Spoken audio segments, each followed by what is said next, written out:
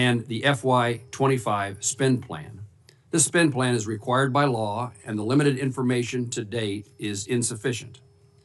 The budget request proposes a 16.5% reduction in budget authority for the department and its agencies, including a $1.5 billion reduction in the National Oceanographic and Atmospheric Administration, a $325 million reduction in the National Institute of Standards for Technology, NIST, and the eventual elimination of the Economic Development Administration.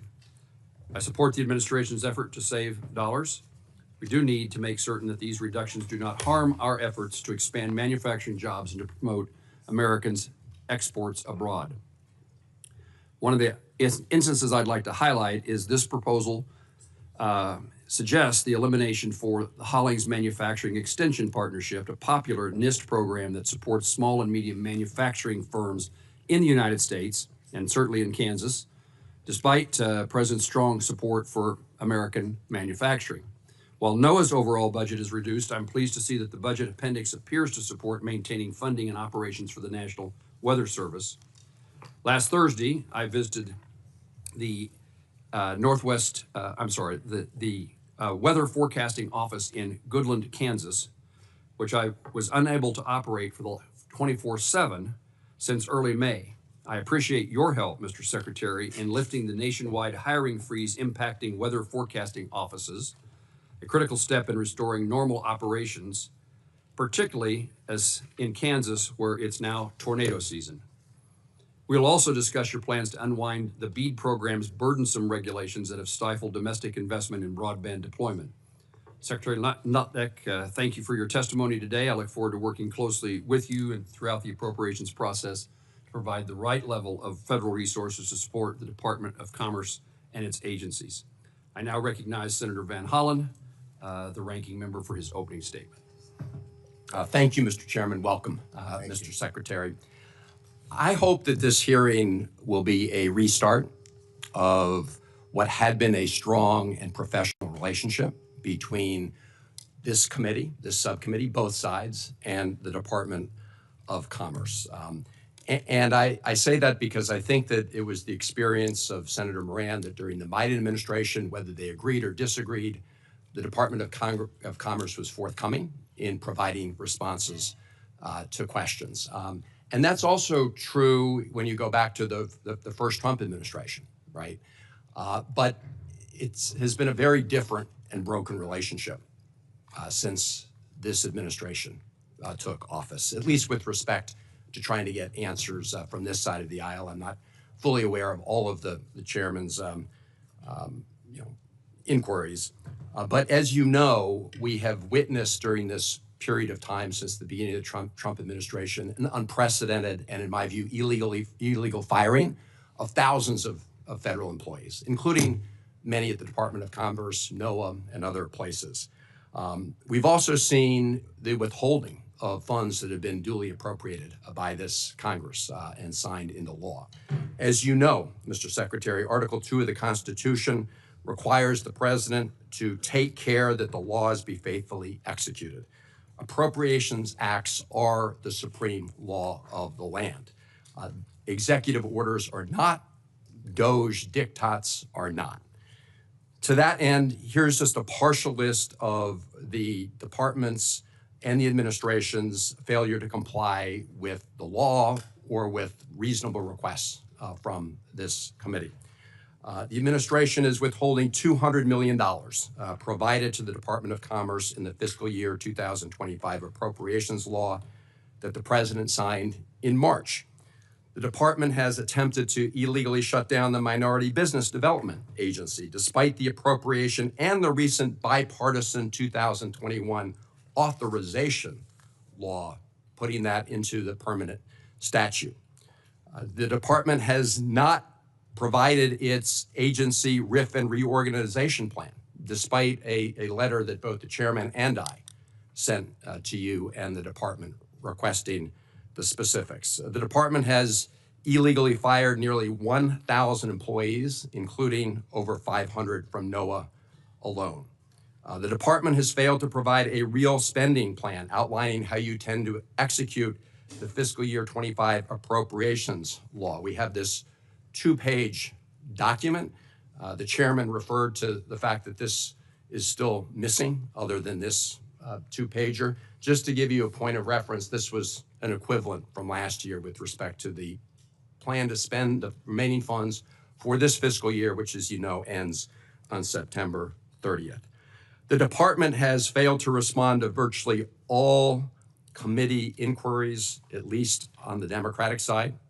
Letters I've sent, I sent you 2 letters, Mr. Secretary, in addition to the joint letter I sent you with the chairman, and our staff has sent multiple inquiries, and I'll have some questions about the lack of responsiveness going forward.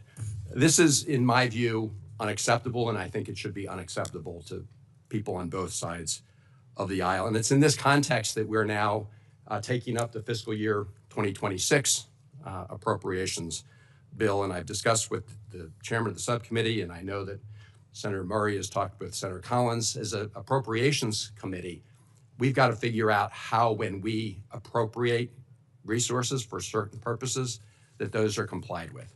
Let me just say that beyond the issue of the numbers and the budget, this does come down to people.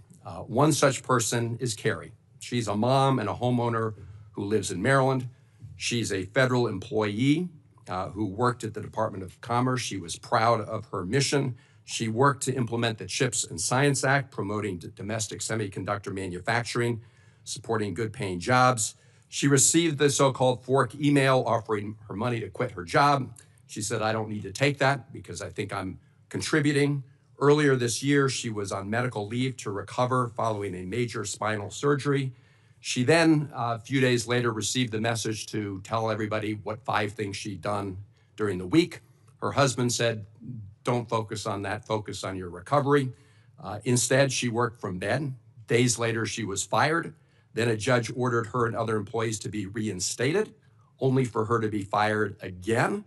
Making matters worse, not only was her health insurance canceled, but it was also retroactively backdated, meaning she had to pay for the surgery and medication out of pocket.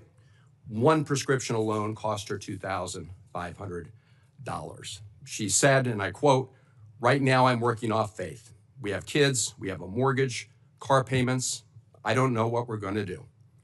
Mr. Secretary, this is no way to treat patriotic federal employees who are doing the work for our country. And I look forward to today's hearing and the questions that will be posed from people on both sides of the aisle. Thank you, Mr. Chairman. Thank you, Senator Van Hollen. Mr. Secretary, as I welcomed you earlier, we now look forward to your testimony, and you may begin. Sure. Thank you. And thank you all the members of this committee for having me here today. I very much appreciate coming to visit with you. Chairman Moran, Ranking Member Van Hollen, and members of the subcommittee, it's an honor for me to join you today. America is once again the most attractive destination for investment in the world. Under President Trump's leadership, the Department of Commerce is strengthening American industry from those that are the most popular to those industries that have been long ignored.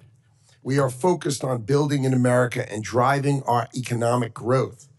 We will narrow the deficit of this country, both the trade deficit and our budget deficit, and we will deliver a new era of American innovation. Businesses are no longer looking overseas. They are choosing to invest in America first. Through the President's executive order establishing the Investment Accelerator, the Department of Commerce has already secured trillions of dollars in new commitments from world-class companies and sovereign wealth funds eager to build and invest here in the United States of America. This surge in investment, paired with renewed commitment to fair and reciprocal trade, is reigniting American manufacturing. We are bringing car manufacturing back to Michigan and Ohio. We are reopening steel mills in Pennsylvania. Just last month, I went out to Arizona and welcomed the largest semiconductor investment in the history of the United States of America, $165 billion, thanks to an investment of TSMC. With respect to CHIPS deals, we are improving those commitments to more than $300 billion, doubling the previous investment of those companies receiving CHIP Act awards without costing the United States taxpayer a single additional dollar. Our Commerce Department is driving substantial investments across America. Critically, the President's America First agenda goes beyond just economic growth and investment. The President is taking concrete actions to protect American workers and our national security. Under Section 232, the Commerce Department is conducting numerous investigations to protect, to reshore, and revive manufacturing capacity across our critical industries here in America. The Trump administration is imposing tariffs and ending loopholes. In April, we ended the de minimis loophole, which allowed foreign companies to avoid paying tariffs to ship small shipments into America, completely undercutting and undermining American small businesses. New export controls are protecting cutting-edge technologies and finally protecting critical industries and American innovation. In fact, the Bureau of Industry and Security, working with our partners in the Department of Justice, secured 22 criminal convictions, 32 arrests, 38 indictments, 231 detentions. We've seized goods of $185.5 million and additional seizures of another $40 million.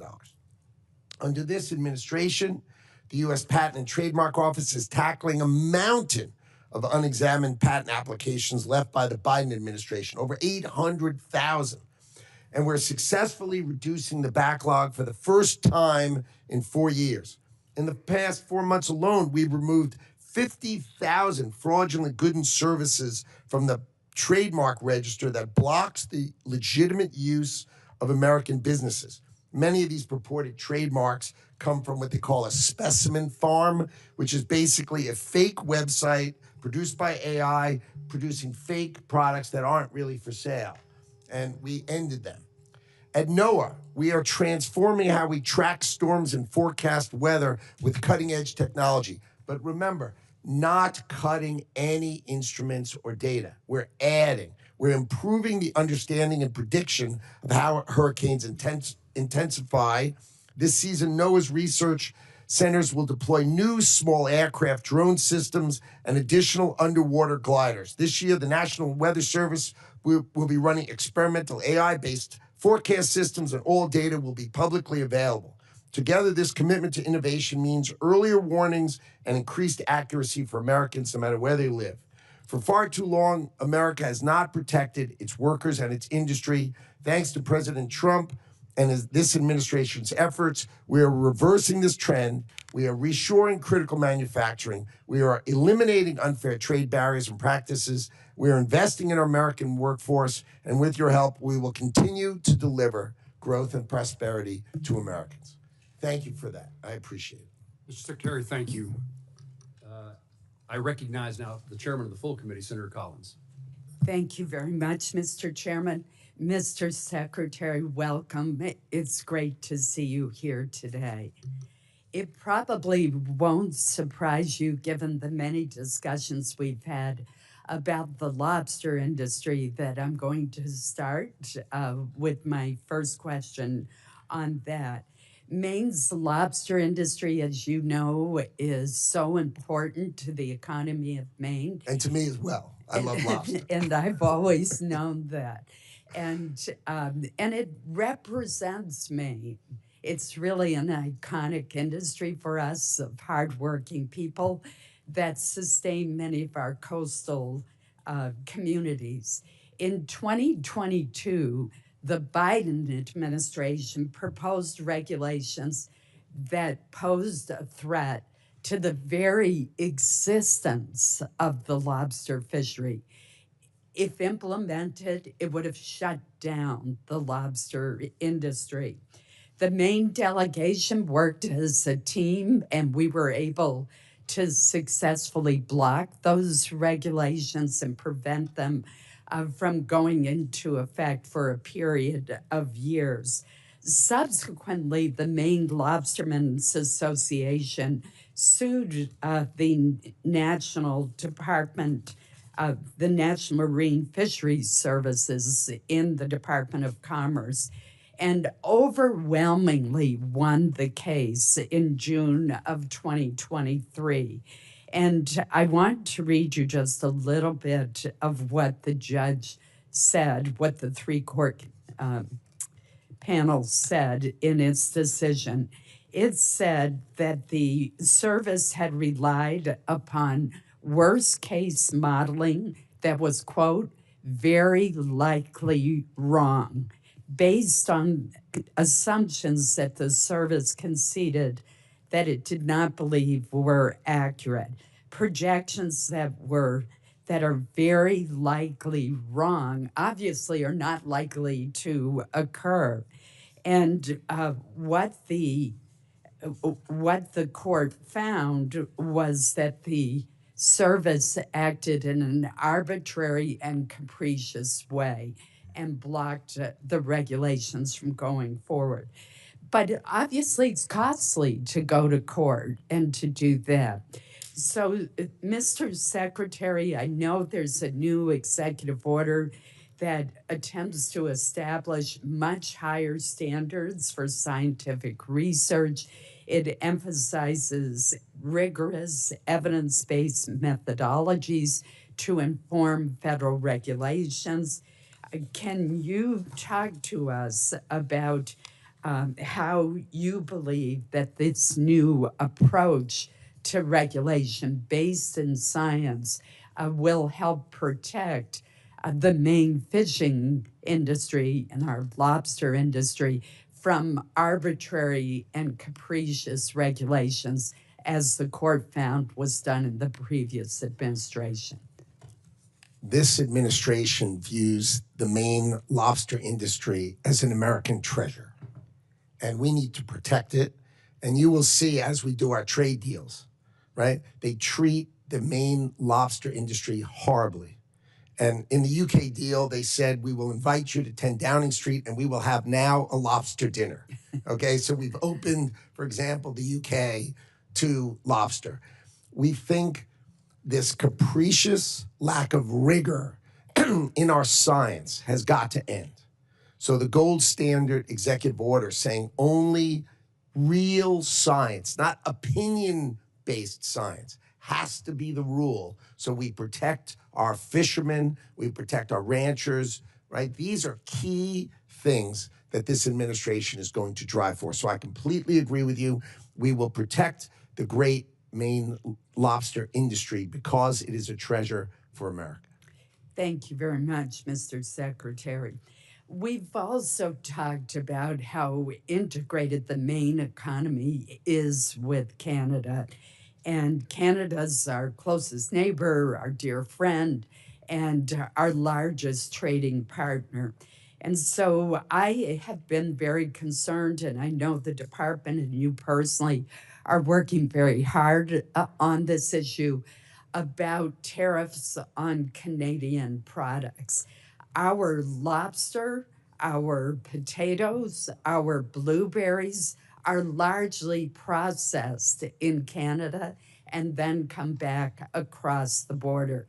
We have a paper mill in northern Maine, in Madawaska, Maine, whose sister mill is right across the river in Canada. The sister mill in Canada produces the pulp that is piped across the river to the paper mill in Madawaska, Maine. So that's how close the partnership is. 95,000 Mainers are not connected to the New England electric grid.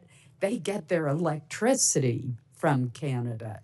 I just mentioned these examples. 95% of our refined petroleum products come from Canada. 90% of potash, which is used, the fertilizer for potatoes, comes from Canada. Just to give you a few examples of how integrated our approach is, could you give me a brief update on where we stand with Canadian tariffs? Sure. So the overriding principle is USMCA. So if the products are actually made in Canada and actually made in the United States, they come back and forth, and it's easy for them to fall under the USMCA, and that has no tariff. No tariff. Things that are outside of that, where companies chose to be outside of those rules, and those rules, as you know, have been in place quite a long time. If they're outside of those rules, then they have a tariff on them. They have the fentanyl tariffs, right? Because we needed to close the border and make sure fentanyl was not coming into the country. And people say, oh, Canada doesn't do much in fentanyl. But if you look at the fentanyl rings in Canada, they're often manned by Mexican cartels. So we needed to shut that. And so those outside of USMCA do pay a tariff, but those inside of USMCA are free of tariff. Thank you. If you would provide us with a list of which products are under USMCA, that would be very helpful to us. I believe that a lot of the cases that I've mentioned will be under the USMCA. Correct. And thus exempt from the tariff. But it would be good to have some certainty in that area. So if we could work with you and your staff to try to get a more definitive list, that would be very Sure, that primarily comes from USTR, but I will call Okay. them and I will have it to you. Thank No you problem. so much. Thank you, Mr. Chairman. Chairman Collins, thank you very much. Senator Van Hollen. Thank you. So, Mr. Secretary, I mentioned in my opening comments the RIF plans. On February 11th, President Trump signed an executive order requiring agency heads to plan, quote, large-scale reductions in force, known as RIFs, and agency reorganization plans. On March 27th, Senator Moran and I sent you a letter requesting that you send us the plans the department submitted to the White House. It's now June 4th. We've not received a response. We're in the middle of a budget hearing. First of all, you would agree, would you not, that your reorganization plans are relevant to the committee's consideration of the budget? I think our proposal for the budget is clear, so I think it takes those things into account. Mr. Secretary, let me ask you this. Are you going to provide us with the reorganization plan, and when? I will certainly get together with the department, and we will consider what information we can give you that makes sense. But I'm happy to work with you offline if you'd like. Okay, Mr. Secretary, you're aware of the fact that a federal district court ruled that the RIF plans proposed by the Trump administration could not go forward because the judge stated that, quote, agencies may not conduct large-scale reorganizations or reductions in force in blatant disregard of Congress's mandates, and a president may not initiate large-scale executive branch reorganization without partnering with Congress. That decision was upheld by an appellate court just a few days ago. I'm not asking you to opine on that legal decision. I'm simply asking you to provide the committee with a reorganization plan, and your response is maybe yes, maybe no. Am I getting that right?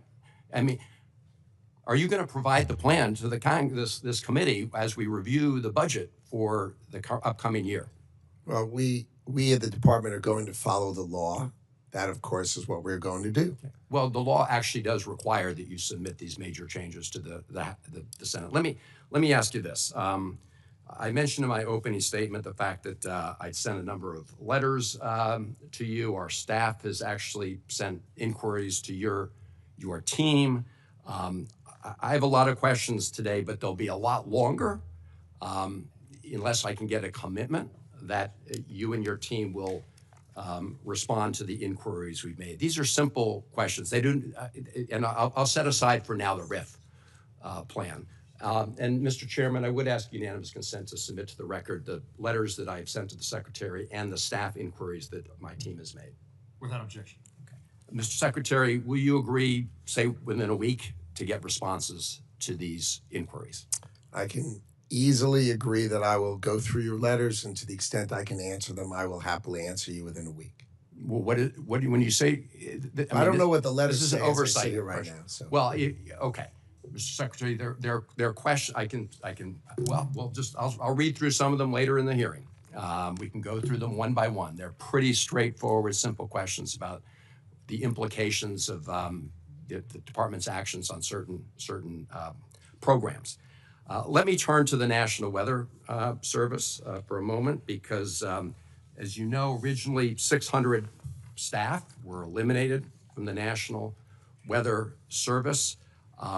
Then all of a sudden, it seems the department realized that this was not really a good idea, as many weather stations around the country, and the chairman referenced some of them, said they couldn't be staffed full time. We have a headline from just May 15th, Washington Post: NOAA scrambles to fill forecasting jobs as hurricane season looms. I know that we're scrambling to try and rehire about 100 or hire 126 people. But Mr. Secretary, it's my understanding that as of today, offices in Kansas, Alaska, and Oregon are no longer operating 24 hours a day. Is that accurate? The department employs 2,100 meteorologists and hundreds of other forecasters. Okay, this is less than 5%. We are fully staffed. There are no openings on the National Hurricane Center. Zero. It is fully staffed. We are fully ready for hurricane season, and our meteorologists Mr. Secretary, are fully staffed. you did not answer. Fully staffed. You did not answer the direct question about whether those weather offices are open full time, and it's obvious that you all made a huge mistake. I mean, you've acknowledged it by having to rehire 126 people. But can you just comment on whether or not those offices I mentioned are operating 24 hours a day? We have not made a huge mistake. I did not say such a thing. I didn't say you did. It's pretty obvious from the actions. I will. As I said, you fired 600. You're rehired. Accurate, obviously. Obviously. Obviously. We're happy to follow up, and you can provide the facts. Sure. Thank you, Mr. Chairman. Mr. Secretary, in Kansas, we have lots of manufacturers, and the aviation and aerospace industry is a significant component of that. That industry has a very positive trade balance, perhaps the best in our country. Fantastic. And I wonder how the Department of Commerce is going to act to protect that trade surplus as you have negotiations with other countries for trade agreements. There's a 0 tariff provision on aerospace parts and tools. Is that something that you would continue under the 1979 agreement in the aviation aerospace industry? Is that something you will pursue in trying to maintain so that trade balance continues to be such a positive for our nation? Our nation's aircraft business is, as you correctly say, a fantastic asset of our country, one of the great exports of our country, and we are going to protect it. So we have a 232 in the Commerce Department, but we do expect, as we did with the UK, we negotiated a 0 tariff with them, and I would expect if other countries play ball with us, that I would expect that's an offer we make, provided they're buying our aircraft. Remember, in exchange for us doing a 0 tariff, I mean, think of Donald Trump. He then gets an agreement by British Airways to buy $10 billion. They were competing with Airbus, and in part of that agreement, they committed to buying Boeing aircraft of $10 billion. That's exactly the way the Trump administration thinks about these kind of negotiations. Make sure it wins for American industry. You mentioned Section 232 dealing with aircraft and jet engines in particular. The comment period expired, I think, yesterday. What do you expect to occur next? Well, we expect probably by the end of the month, we'll have an analysis, and we'll set the standard for aircraft part tariffs. We're going to discuss it with the president. We'll discuss the analysis, and we will take due consideration on what to do. But the key is to protect our industry and make sure those who trade with us treat us fairly. And I think we will use these tools to the betterment of American industry. In the aircraft and aviation aerospace industry, there are certainly large companies. You mentioned Boeing as a particular player in that field, but That's true in Kansas. We have some large companies who manufacture aircraft and aircraft parts, but there's also a lot of mom and pop manufacturers, small businesses are in that arena. And one of the ways we've been able to help those small manufacturers, aviation and otherwise, is the Hollings Manufacturer Extension Partnership Program that we refer to as MEP. I've heard from manufacturers in Kansas about the importance of that program, and I'm interested in knowing, it doesn't appear that it's going to be funded by what in your budget, or it's not going to be funded by, not going to be requesting funding. How does the department intend to replace the manufacturer's assistance that comes from MEP to make sure that our small manufacturers have the best access to technology and techniques to compete with the larger companies who sometimes dominate manufacturing? Programs that were set up by the Department of Commerce decades ago to assist in technology for manufacturing tend to be outdated. The new technology is AI driven, automated. I think we need to re-examine and retool a whole variety of these programs so that we are able to provide the best technological assistance rather than just continuing a program that's decades and decades old. So I'm very focused, and our department is very focused on making sure we're bringing our manufacturers the best tools, and we're examining them. And we will do that. And you know, you have a great plant for Panasonic in Kansas. It's fantastic, and that's exactly the kind of manufacturing we hope to reshore to America. Thank you. Thank you for knowing about the presence of Panasonic in Kansas and its value to our state and to the country. I'm going to conclude my questions and next turn to Senator Kennedy. But I hope your budget that we will see, I hope in the near future, it shows us the path that you intend to take to make certain that the latest technologies are available to small manufacturers. Senator Kennedy. Thank you, Senator Reed. Oh, yes, it is. Senator Reed, I'm sorry, I spent time with you on the Senate floor yesterday and overlooked you today. Easily overlooked. Not intentionally. Senator Reed. Thank you very much, Mr. Chairman. Thank you, Mr. Secretary. We've all been talking about bottlenecks, in fact, in the department and elsewhere throughout the government. In fact, last month, Senator Cruz warned about the growing backlog of contracts awaiting approval at the Department of Congress. He warned that NOAA alone has 5,700 contracts set to expire this year. And it's been reported in the press that you are insisting on personally reviewing every Commerce contract over $100,000? That is true. Well, that seems to be something that is not particularly efficient, and that results in the 5,700 contracts just in NOAA. So, again, if you can't find reliable support to do those reviews, I think you're wasting your time, frankly. So I am tasked with the responsibility of my department, and contracts over $100,000 should be reviewed by the secretary. Now, I may have more energy and more time, and if you drive by the Department of Commerce late at night, you're going to see our lights on because I'm going through it. I do it with my team. I do it with the people who run the bureaus, and I teach them how to analyze contracts, not to push forward what was done before. And I'll give you one quick example. They come to me with planes, hurricane hunters, and they said there were $672 million. I said, wow, how many planes do we get? We get two planes? Wow. Can I see the plane, please? Just show me a picture of the plane we're gonna. And they show me this picture of a plane. You remember old planes? They had like mullions in the windscreen. And they show me that, 3 propellers on each side. And I said, my God, when was this plane new? They said, no, you're buying a new plane. I said, no, when was the first one? 1955. Excuse me, Mr. Secretary. These things have to stop. You're talking about a $600 million acquisition. That's Correct. a lot more than a $100,000 contract to do something like cleaning in the buildings that you occupy.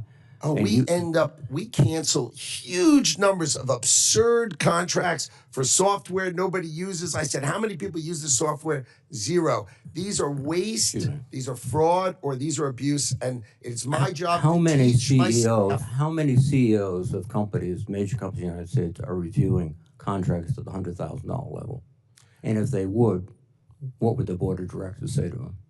The first year you're there, if you don't do it, you should be fired. You should know everything that's going through. You should do it with your staff. You should teach your staff how to do it, and then you should delegate them to do it once you've taught them. You don't do it, you're abdicating your responsibility. That's how I view it. That's how I ran my business privately, and that's how I'm going to run the government. I'm responsible for our staff. Let's go ahead and get those 5,700 contracts done. There are not, this under weekend? any circumstances, How any about this- contracts how sitting about there. this There are weekend? none. Can you get None. it done this weekend? Work overtime with the gang and get it done? There are Because- no contracts waiting for me, and if there were, I'll be there all night tonight, making sure they get turned out with my team, teaching my team how to do it. Right. No budget cuts. I'm echoing what's been said before, but NOAA is a key aspect of our whole society. Farmers plant based on NOAA weather. We do research so that we understand changing oceans, et cetera. And this cut, as described by Craig McLean, who was served as NOAA's top scientist during the first Trump administration, has said in his quote, the proposal to slash NOAA funding by nearly 30% would take us back to the 1950s in terms of our scientific footing and the American people.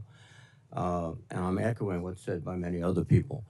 You're going to destroy NOAA. Well, that's consistent. Under no circumstances. We Excuse have me. 2,100 meteorologists, and 120 retired this year, and we hired them back. I was able to have them exempted from the hiring freeze. We care about meteorologists. We care about hydrologists who do the rivers and the ponds. So we are fully staffed with forecasters and scientists. Under no circumstances am I going to let public safety or public forecasting be touched.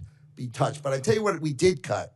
We did cut programs writing children's books for climate anxiety. Yes, that was in NOAA. And you agree with me, that's not part of our mission. Our mission is to forecast. Our mission is to protect. Our mission is to advise. Our mission is to research, not write children's books on climate anxiety. How much money did you save there?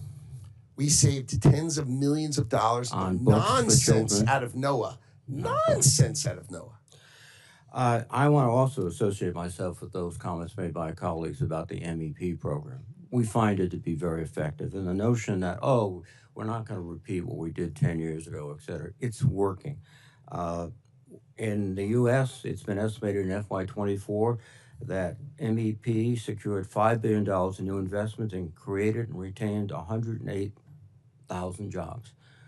It's worth the investment. And this notion that, oh, we have new techniques, yes, we have AI, et cetera, but we have very common things that businessmen look for, like how do I establish my financial relationships with banks? How do I get this new equipment, which is not sophisticated AI, it's machine tools. And how do I do that? MEP does this. Thank you very much. Thank you, Mr. Chairman. Now recognize Senator Kennedy, the senator I have been so anxious to hear from. We'll see if I was right. Thank you, Mr. Chairman. Thank you, Mr. Secretary, for being here today. Mr. Secretary, I think I'm like most Americans. I agree with some of the things that you and the White House have done on tariffs, disagree with others. It's clear to me that the president listens to your advice about tariffs. So I want to spend my precious time trying to understand how you think. If Vietnam, for example, came to you tomorrow and said, okay, Mr. Secretary, you win. We're going to remove all tariffs and all trade barriers. Would the United States please do the same? Would you accept that deal? Absolutely not. Okay. Absolutely not. That would be the silliest thing we could do. Why is that?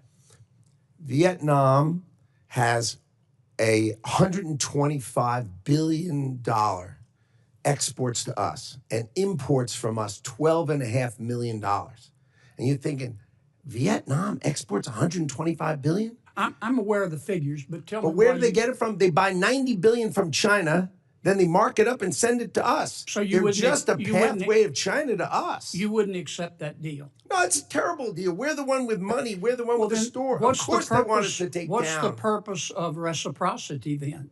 Is reciprocity not one of your goals? Are you telling the president that we shouldn't seek reciprocity? If that's what you're telling him, why are you trying to do these trade deals? What do we want? We want to encourage Vietnam to produce products they're great at But I want to producing. get back to reciprocity. You just said you don't believe in you don't accept reciprocity as a goal. What are you negotiating in these trade But deals? why would we then? open our bank account and What- their bank account when Why are ours is you 10 times bigger? negotiating trade deals? You're trying to get other countries to lower their tariffs and trade barriers in return for us lowering ours. I think That's true for the things that they'll take from us. That's called reciprocity. Of course. So are you or are you not seeking reciprocity in these trade deals? We are absolutely seeking reciprocity with respect to things that can be reciprocal. But you just said But when they're that importing if a from country- China and sending you it to us, just they're said that not. if a country came to you and offered you the ultimate reciprocity, no tariffs, no trade barriers, in return for us doing the same, you would reject that. Of course, because they buy from China and send it to us. Don't you agree with Suppose me? they said we won't buy from China. Now we're talking. Now we're Would talking. would If you it was ex- Vietnam, would you accept that deal? we would consider it. For what things? For What would you want to products? change? Well, there are certain products we want to reshore. We don't want other people making them. We want to make pharmaceuticals here. All right. We need to protect All right, ourselves let for me certain ask you things. this, because I'm going to run out of time. Are trade deficits? Are you advising the president that trade deficits are always bad in every situation? No. Okay. When are trade deficits good? Trade deficits, for instance, let's say there was a company that had the cure for cancer. Let's call it Cancer Cure. And we were buying it and it was located in another country. We would obviously have a trade deficit with them because they have the only one of it. An example, our technology companies, our great technology companies, we're the only ones So a with trade it. deficit is okay if they're products we really need. If they're the only ones with it and we can't do it, then of course it's fine. But if we can do it, then we darn well better think about whether we're supposed to do it and whether we want to do it and if it's in our interest as a country to do Here's it. what I'm getting at. I've heard you say that trade, well, strike that. I want to go, I'm running out of time. I want to come back to another subject.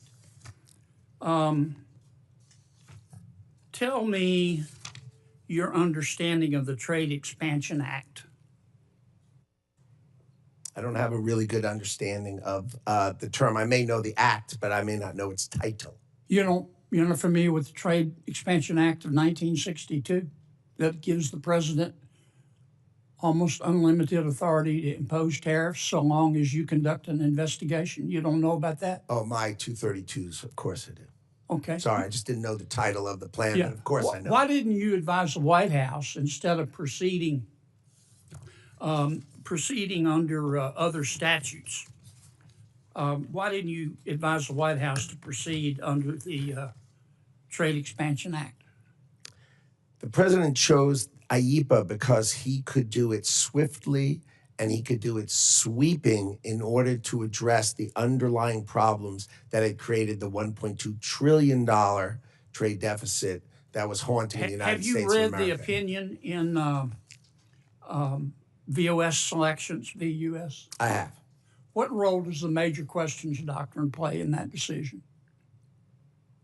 I am not a lawyer, so I can't speak to it with that kind of precision. That's a litigation that's under current investigation. Are you familiar with the major questions doctrine?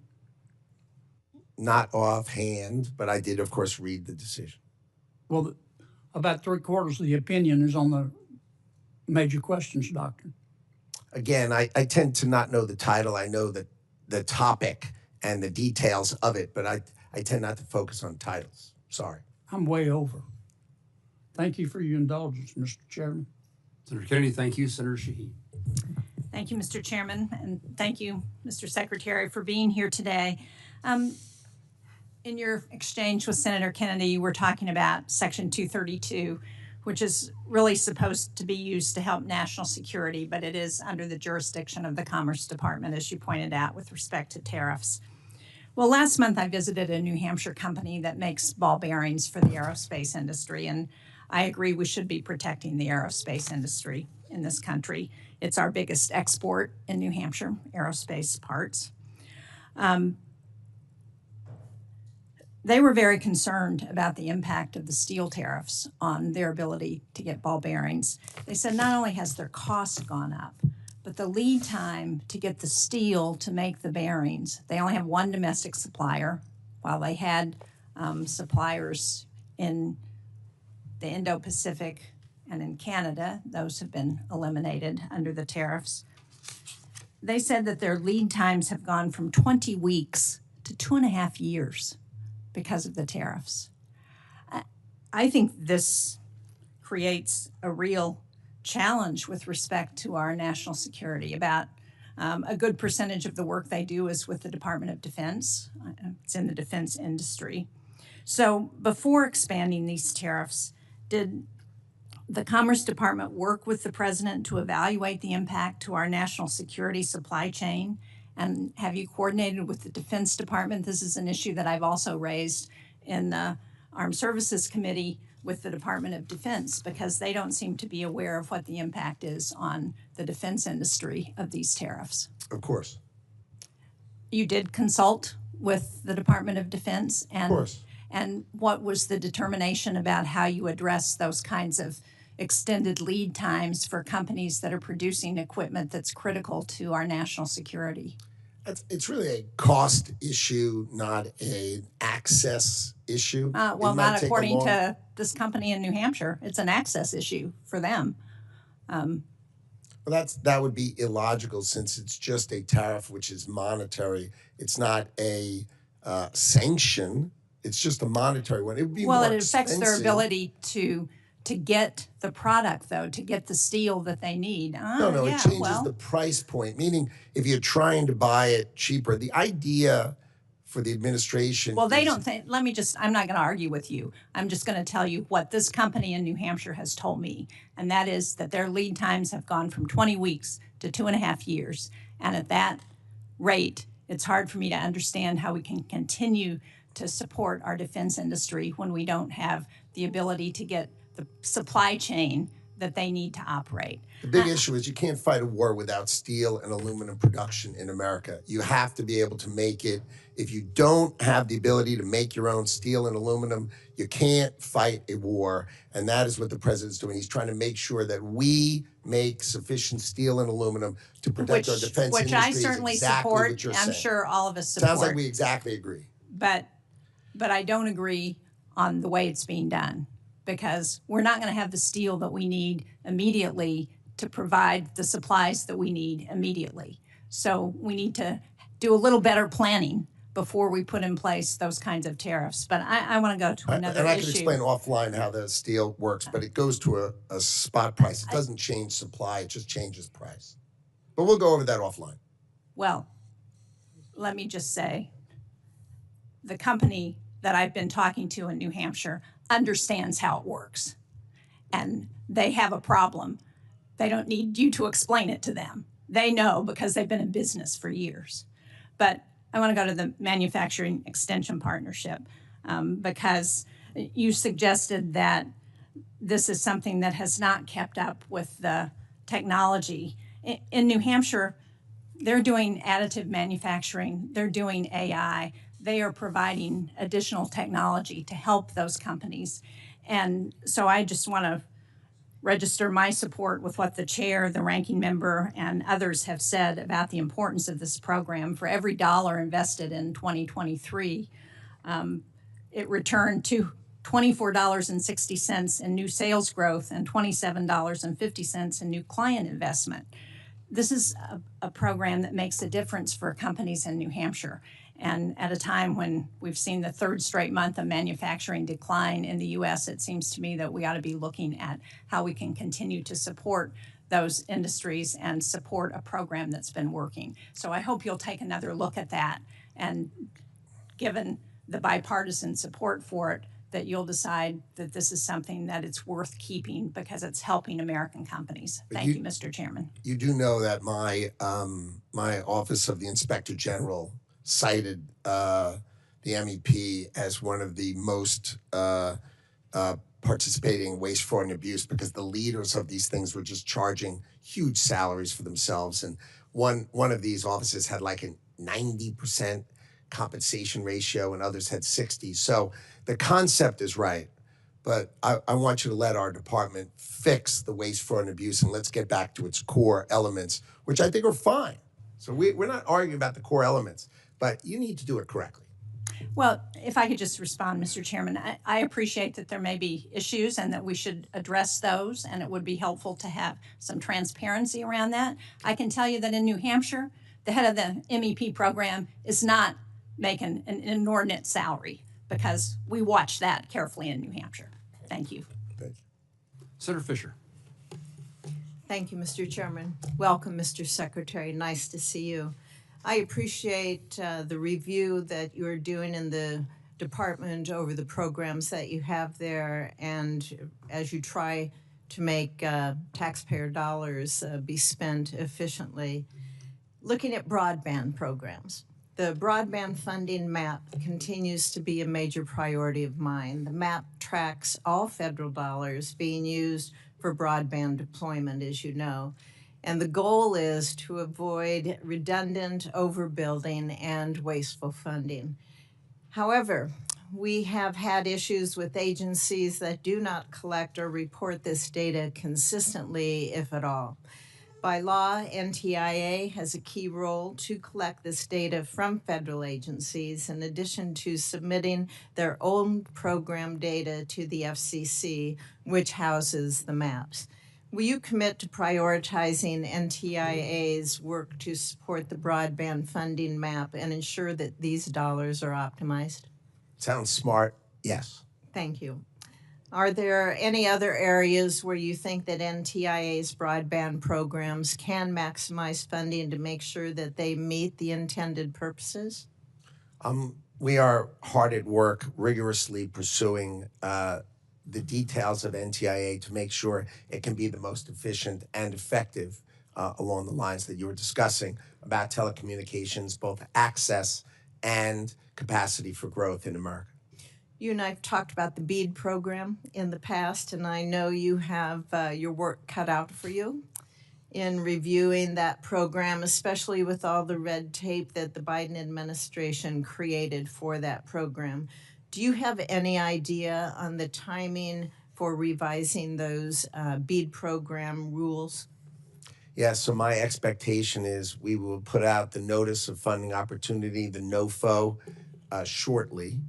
And then we would expect everyone to apply within 90 days. We're going to hold it hard at 90 days, and then I'm going to hold my department firm that within 90 days, if those applications are done without regard to favoring one technology over the other, just make sure we're giving the benefit of the bargain. What's the cheapest way to get broadband to these people, the most efficient way to do it? If they make that application, we will make all awards by the end of this year. So you had the Biden administration sitting on it for 30 months, right? And you're going to watch us distribute the money and get it out the door, provided the applications are, let's say, technologically agnostic. Just do the right thing for the American people. Let's get the broadband to the people for the most efficient way, and we will put out the money.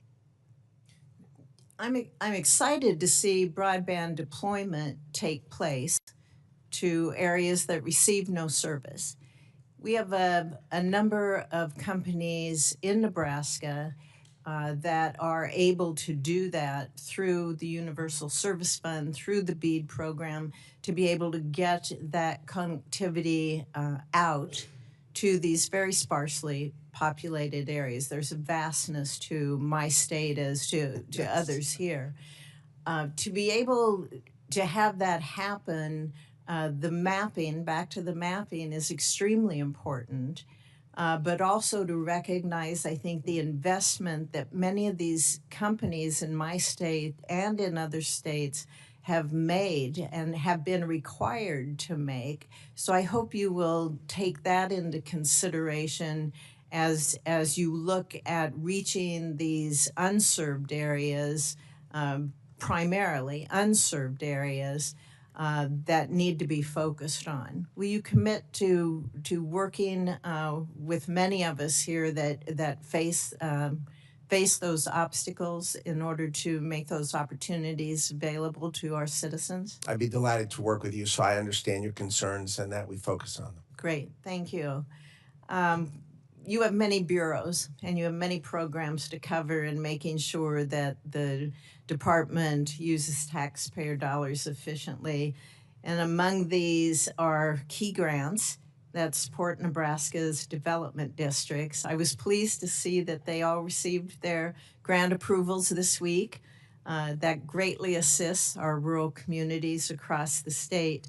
As we move forward, can these development districts rely on consistent communication from the department about their economic planning grants? Communication should be at the top of our list, so that sounds like an excellent goal and strategy for us to try to achieve. I appreciate the openness you've had with my office. I hope that continues with all members of the Senate so that we can work together. You have an important job. You cover many, many, many areas. You have a broad jurisdiction, and it's very important that these things get done and happen in a reasonable amount of time. So I thank you, sir. Thank you, Mr. Chairman. Fisher, thank you. I'm going to follow up, Mr. Secretary, and just make a point to your response to Senator Fisher's question about the BEAD program. We have many small companies in Kansas and across the country who've applied for BEAD grants. They've done through their state office. Yeah. And I hope they don't have to reapply again, refill out the application that they spent a lot of time and money preparing and has been filed and approved with the state already. So we certainly need the reforms and changes to the criteria, but there's a very expensive process they've been through once before. So please take a look at how you expect a reapplication. That makes sense? Yes. Remember, the key point for me is that the American people get the benefit of the bargain, and we are focused on getting rid of the stuff that's not broadband access, so just all that sort of noise and other things. And then literally, as long as the application is technologically agnostic, meaning does it matter if it's fixed wireless or fiber? The answer should be whatever's the most efficient way to solve that. I want to do that, and we will get the money out the door by the end of the year. Nothing you said do I disagree with. In fact, I agree with fully. Just trying to point out there's a bureaucracy that's taken place in the past that we do not want you to replicate. I will try to reduce it. I promise that is my objective. Thank you. I will definitely try to reduce it. We're joined by the Vice Chairman of the full committee. Senator Murray is recognized. Thank you very much, Chair Moran and Mr. Secretary. Nice to see you. Nice to see you. Over the last few months, I am deeply concerned because we have seen mass firings at NOAA that are really seriously jeopardizing the weather forecasting that we all count on. Funds have been frozen, grants and contracts have been abruptly canceled, and agencies that were created by Congress in a bipartisan way have been shuttered unilaterally, really ignoring the law and sweeping thoughtful tariffs that are crunching small businesses and raising costs for our families. And we have seen President Trump illegally block some emergency funding House Republicans included in their year-long CR, which has cut off funding your department counts on for trade fairness, export controls, NOAA satellites, and more. So needless to say, I don't think any of this helps advance the department's mission to spur economic growth and strengthen America's competitiveness, and it does leave me very seriously concerned about whether the department is going to be able to carry out its job. Now, before I turn to my questions, I do want to quickly raise your decision to cancel $48 million in Tech Hub funding for the American Aerospace Materials Manufacturing Center in Eastern Washington and Idaho, alongside several other hubs. We've had a chance to talk about this yesterday, but I want you to know I have a lot more questions than I think you answered. This hub is really a partnership of industry, academia, military, governments at all levels. Canceling that funding and further delaying progress at the Tech Hub really damages our defense industrial base and limits our ability to compete with China, as I told you yesterday. So that is unacceptable, and I look forward to you resolving that as soon as possible. Okay, we have not canceled anything. And just to let you know, I do have, since we discussed it yesterday, I do have the 220 million. We did draw it down before the date it was due, and we have the funding for the tech hubs. We are going to fund the tech hubs. Okay, I we have look the forward. funding, the 220, right? And the additional 280 comes when there's Okay. a forward auction, but I have the money. We will fund them. I'm not canceling them. I just need to make sure they do the benefit of the Yeah, bargain. I appreciate that, and and they as do I it said correctly. yesterday, we need an answer that everybody understands is critical. Now, I do want to ask you while you're here, one of the agencies that you oversee is NOAA. It is absolutely essential to supporting sustainable fisheries, protecting our natural resources, and making sure that we have accurate weather forecasts. Cutting away at NOAA, as you've been doing, and as your budget proposes to do further, is going to do serious harm. Among other cuts, your budget would completely eliminate the Pacific Coastal Salmon Recovery Fund. That would be catastrophic failure. It would abandon our communities, our tribes, our industries who rely on salmon. And across the Pacific Northwest, salmon are not just fish. They are a way of life, and they are foundational to our economy and our culture. So I would like you to explain quickly why you proposed that cut. And I want to ask you, did you consult with our tribes or fishing communities who count on it before making that decision? The issues are that we do the same thing in multiple ways in NOAA. We have not cut any hydrologists, which are the people who study the But you water. you eliminated the Pacific Coastal Salmon Recovery Fund. That is what I'm precisely asking you about. Well, I think- Did you talk to our tribes or our fishermen before you did that? Of course. Well, I have spoken to the tribes, I've talked to the scientists, I've talked to the fishermen. No one in the Pacific Northwest supports those cuts. And I want everyone to know I will not vote for an appropriations committee or appropriations bill that eliminates that funding. Now, staying on NOAA, facilities like the Northwest Fisheries Science Center, which is in Seattle, are really in dire need of investment. For this reason, this CGS Appropriations Committee has long included language requiring the Secretary of Commerce to include the cost estimates for NOAA construction projects of more than $5 million in the congressional budget justification materials, as well as the 5-year cost estimates for those projects. Are you aware of that requirement? My understanding is we filed our budget according to the CR with exact precision. Well, have you submitted the department's FY26 congressional budget justification? It did not include the list of projects. My Which is understanding is required to the CR had certain obligations for us, and we followed them with precision. That's Well, my understanding. The fact is that you are required by law to submit the NOAA PAC construction list to Congress with the budget. That wasn't done. Can we get that list by Friday? I'll happily take a look at it, and if it's required, of course, I will send it in. Okay, it is required. Mr. Secretary, I wrote a law, it was called the Digital Equity Act, to help close the digital divide, and it passed with overwhelming bipartisan support. Now, the administration has arbitrarily canceled billions of dollars for the Digital Equity Act, claiming it's unconstitutional. This is a program that every state, Democrat and Republican, has applied for, every single state in the country. It distributes laptops in Iowa. It helped people get back online after Hurricane Helene washed away computers and phones in Western North Carolina. It's a program in rural Alabama where they taught seniors, including some who've never used a computer, how to use the internet. I wanted to ask you, has the Supreme Court declared this bipartisan law unconstitutional? Has any No, judge? it'll go through the courts, and the courts will decide. No one has declared this unconstitutional. No one. Your job, Mr. Secretary, is to carry out the law that Congress has passed. You don't get to keep laptops from our kids because the president doesn't care about rural communities, kids in rural communities. My advice to you here, it is a law. It is not unconstitutional. And I would urge you to get those digital equity dollars out the door and save everyone the legal fees because the law is very clear. I hear you. Okay.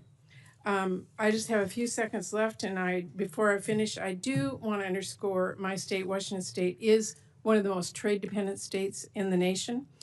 40% of our jobs are connected to international trade, and President Trump and your department continue to pursue this chaotic tariff policy that business in my state stand to lose billions of dollars. I have heard from businesses across my state, from manufacturers, from small retailers. They are struggling to absorb the cost increases on everything from napkins to car parts. And this uncertainty has really left them scrambling, which has delayed investments and caused serious supply chain disruptions, especially at our ports. These actions, in addition, have really harmed our relationships with our key allies like Canada. Heard Senator Collins here earlier talking about Maine's being their neighbor. It is our neighbor in Washington State. They are one of our biggest trading partners.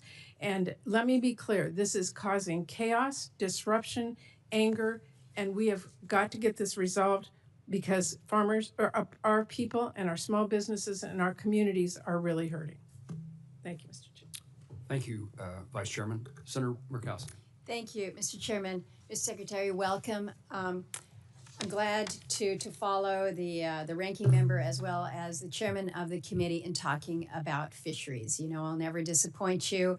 When you come before the committee, we're going to talk about fish, and I appreciate what you have shared with Senator Collins about the administration's desire to protect our fishermen.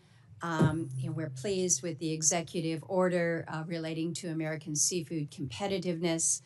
I had an opportunity just yesterday to visit with one of our seafood industry leaders in the state of Alaska. I thought we were going to be talking about some of the tax provisions that are included in the reconciliation package, but he basically said, if we can't deal with the trade issues when it comes to Alaska's seafood, we're not even going to need to worry about the tax pieces because the trade implications are going to kill us. In Alaska, Russia has declared war on Alaska seafood, and they have been very direct and very open about it. They are using their dominance in the seafood market to really help fund their war against Ukraine. And the effort is one that we are looking at and needing to make sure, I mean, really desperate to make sure that the administration fully understands the implications of what is happening right now. We've got the largest federal fisheries in the nation, about 60% of America's harvest by volume. Seafood processing is 70% of Alaska's manufacturing employment. The Alaska seafood industry generates $6 billion in economic output for the state. It employs 48,000 people in Alaska. Right now, we have Secretary of the Interior and the Secretary of Energy and the Administrator of EPA up in the state, all focused on that aspect of resource. But the other great resource for our state is our fisheries, and they are in peril. I would ask for your commitment to sit down with leaders of the Alaska seafood industry, those important stakeholders, so that we can talk about a path forward on some of these issues that are really harming our industry right now. Can you give me that commitment that we can work with your team to identify a time to do just that? Why don't you organize it? It would be my pleasure to come and do it together with you. We can all do it together so we can make sure every topic is on the table and we address it, because our trade policy is out to protect our fishermen, which are a key resource of the United States of America. We are on it. We know about it. I know all about the Russian issues. They've been attacking us for years. This is nothing new, sadly, but let's do it together. And this administration is on your side and is on it. Excellent. I look forward to that, and we'll be working with you on that. A couple more issues. There's been a lot of discussion about NOAA and the budget cuts, as well as with the impact on the National Weather Service. We've been working with the Secretary of Transportation, Secretary Duffy, about aviation safety. We're going to make some headway. There's good support within the budget now to do that, but we have a a connection here with the Department of Commerce in that the automated surface observing systems, the ASOS systems as they are known, which provide for the aviation safety, are managed by the National Weather Service. So right now, we're looking at about a 40% staffing shortage. And I've heard what you've said to other colleagues about, you're not cutting in key areas. I need to make sure that we are looking critically at the National Weather Service staffing in Alaska to make sure that we are not compromising in any way the systems that are vital to transportation, commerce, and safety. We need them to stay operational. So if you can just commit to me that you'll look at that. Sounds sensible to me. Another one that works on the safety side, and again, it ties into our extraordinary oil resources. We have to move that oil by ship out of Valdez. It has to go through Prince William Sound, and they rely on the National Data Buoy Center to manage not only the buoys there in Prince William Sound, but over 1,000 buoys that are operated by both domestic and international partners. Right now, we have a buoy, the Seal Rocks weather buoy, that's right outside of Valdez. But the tankers can't leave Valdez unless they get the wave height information from the buoy, the weather buoy that's sitting out there, right? Mm-hmm. This buoy's been out of commission for months, and we're told it's due to funding for operation and maintenance in NOAA's budget. It's really old. It is needs to be replaced. I Oh my don't God, care if I how showed old- you what that looked like, Let's- you and I no. would hold our heads in our hands. We all look at them, and the problem is it's not just the buoy out there at Seal Rock. It is this system, this constellation that is designed to be the information source, the protectorate for the safety. So let's work on this. But I highlight, Gotta modernize it. We've got highlight to because we've got some work to do, but it all knits together. So I've highlighted a couple of specific I promise instances. we're in it together. I promise I agree won't make with you go out there if you'll commit to me that we're going to upgrade these systems. But in the meantime, we're going to get them operational so that we're not compromising safety. Absolutely sensible. Appreciate it. Thank you, Mr. Chairman. Senator Coons. And thank you, Mr. Chairman, Ranking Member. Welcome, Mr. Secretary. Look forward to working with you. You are, I believe, the first Secretary of Commerce to be a patent holder. And I personally am excited to work with you on protecting American innovation and patents. I have 4 different areas I want to touch on: AI chips, patents, the PTO, and IPEC, Manufacturing USA, and the MEP. Let me briefly, in one sentence, say I agree with comments made by members of both parties that the Manufacturing Extension Partnership is worth improving and saving, and I look forward to working with you on it. I've seen it in the field. I've seen the impact it can have. It could be modernized and focused, absolutely. But in my state, they delivered cyber tools to small manufacturers, and they've delivered state-of-the-art support. 1 down. 2, AI chips. What's your sense of the importance of AI to the 21st century? It's my sense that it's going to redefine our economy, our security, and our place in the world. And what's your sense of where U.S. advanced AI chip manufacturing stands relative to the Chinese right now?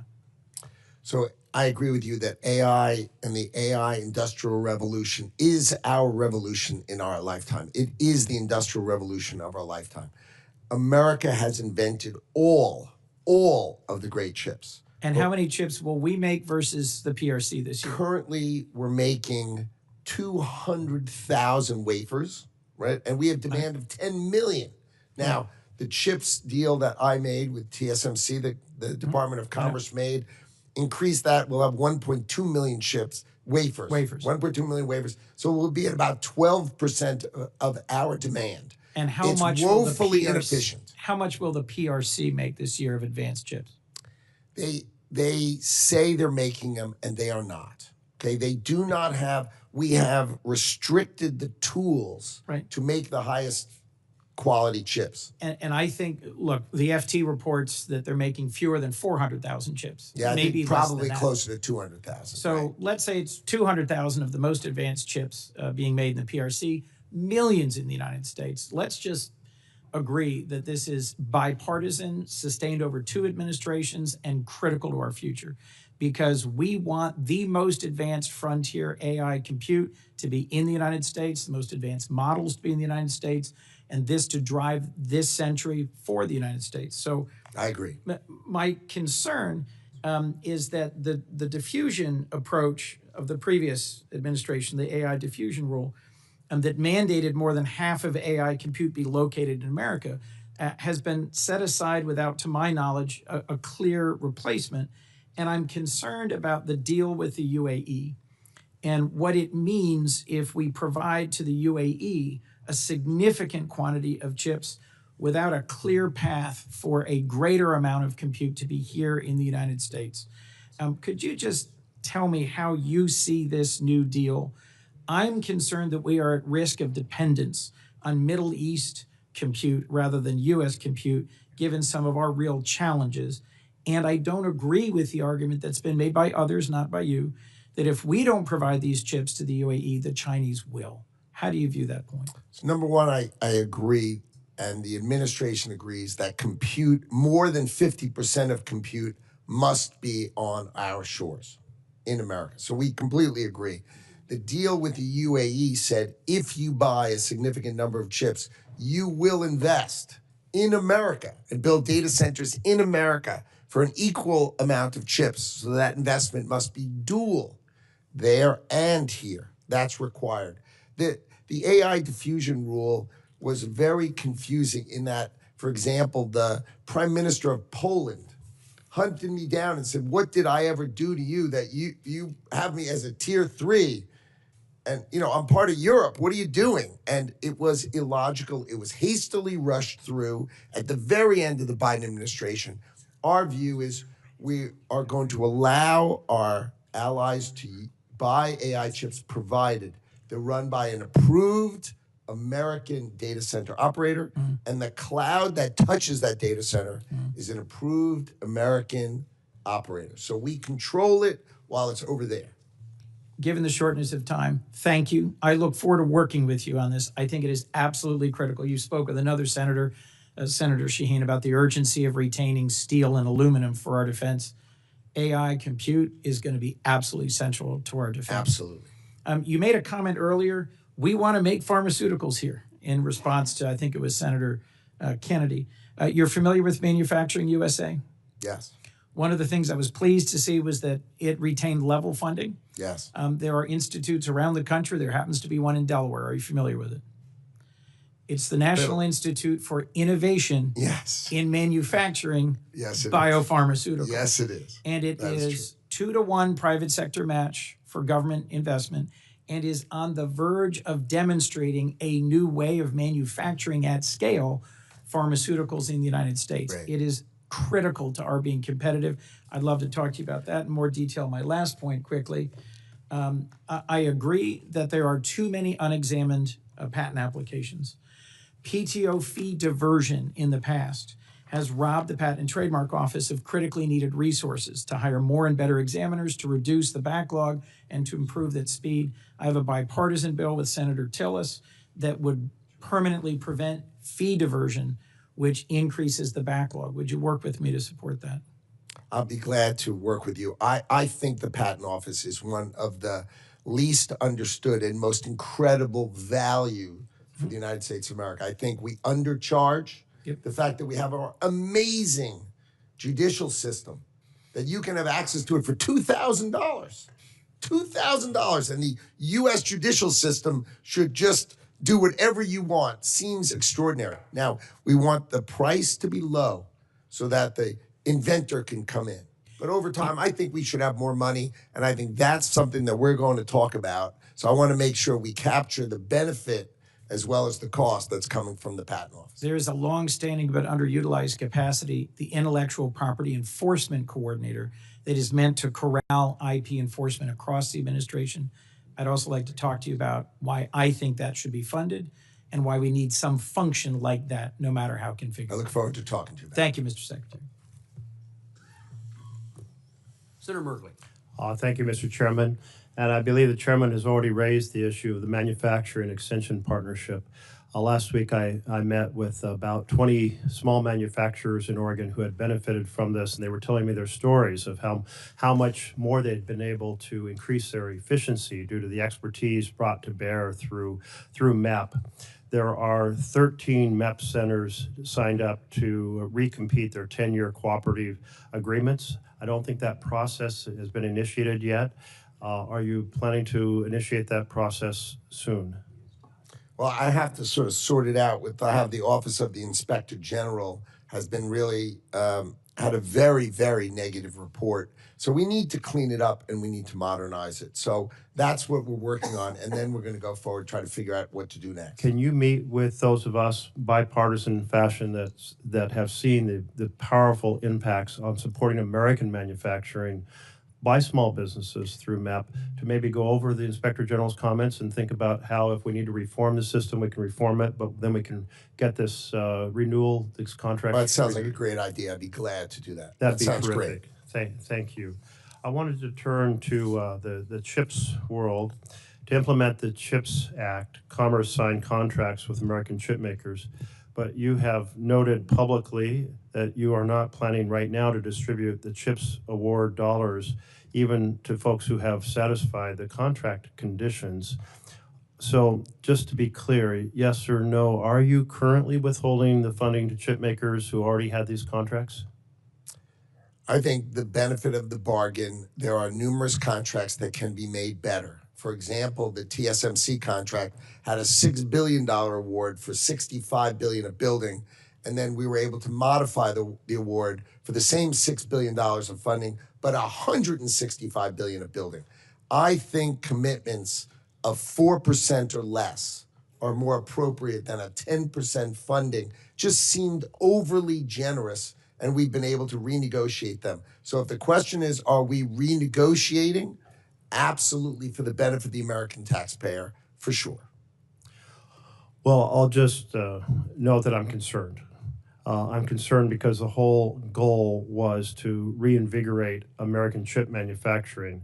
And to some degree, you may be able to strike a better bargain, but at some point it doesn't become a better bargain, and we reduce the acceleration of our re-energizing the chip industry here. I can't be more confident than if you spend time with us, you will see that all the deals are getting better, and the only deals that are not getting done are deals that should have never been done in the first place. But all the deals are getting better. Micron offered to go from $25 billion in commitments to $60 billion in commitments. I mean, the commitments of building in America are going better. We're just getting more value for the same dollars. So we are planning to distribute money only if we get much more building in America, which we both agree is totally in the interest of America. Well, I hear your point.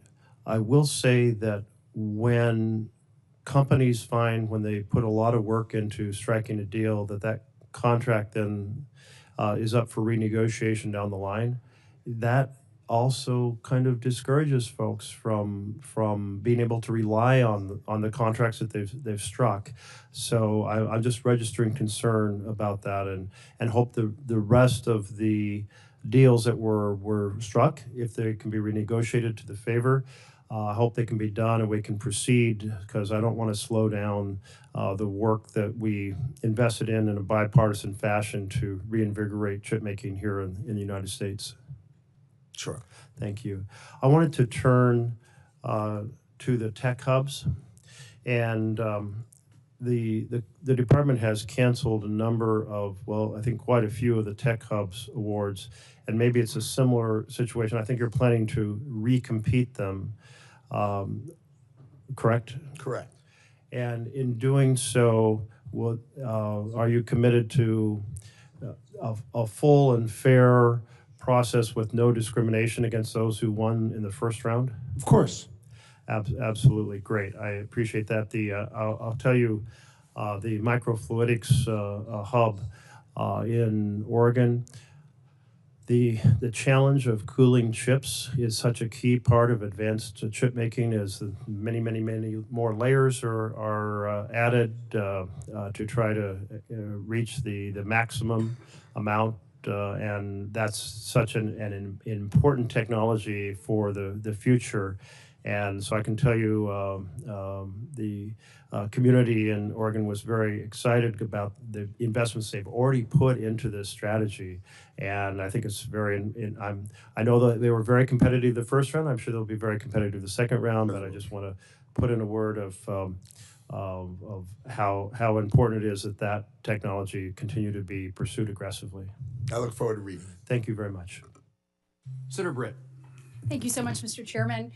Mr. Secretary, it's wonderful to have you here today. Great to see you. Thrilled to have you in front of this committee. And just to kind of build off of what my colleague just said, obviously, I wanted to highlight the good work that's done by Southern Research and their Birmingham Biotech Hub. Right. The Birmingham-based experts and scientists are national leaders in oncology, precision medicine, population health, and infectious disease, and are well-positioned to make sure that any groundbreaking advancements that are made can be done there. And my only question to you, and I really appreciate your commitment to making sure the process is fair and thoughtful moving forward, is that if there's some senators from both sides of the aisle that would love an opportunity to just sit down with you, and would you just commit to giving us a few minutes of your time to talk about it? Sounds great. Excellent. Happy to commit to it. Thank you so much. I appreciate it. So I want to highlight a success story of the automotive industry in the great state of Alabama. Auto manufacturing has truly transformed our economy. It has literally driven us into the 21st century. It started in the late 1990s with our very first OEM right outside of Tuscaloosa, Alabama. And since then, we've added more than 3, along with countless suppliers, 150 Tier 1 and Tier 2 suppliers throughout our great state. So in a little over 25 years, Alabama has become the premier host for the automotive industry. We are also the #1 auto exporting state in the country. Alabama auto exports are sent to 78 different countries, and actually one of our OEMs exports more than 2/3 of its product. I wanted to work with you to make sure that Alabama continues to be the premier, and the work that we're doing, I think, is exactly what President Trump wants to see more of: onshoring jobs and providing life-changing opportunities for the citizens that I serve. And so I want to know, how are you going to work to replicate the great work that's being done in places like Alabama and other states?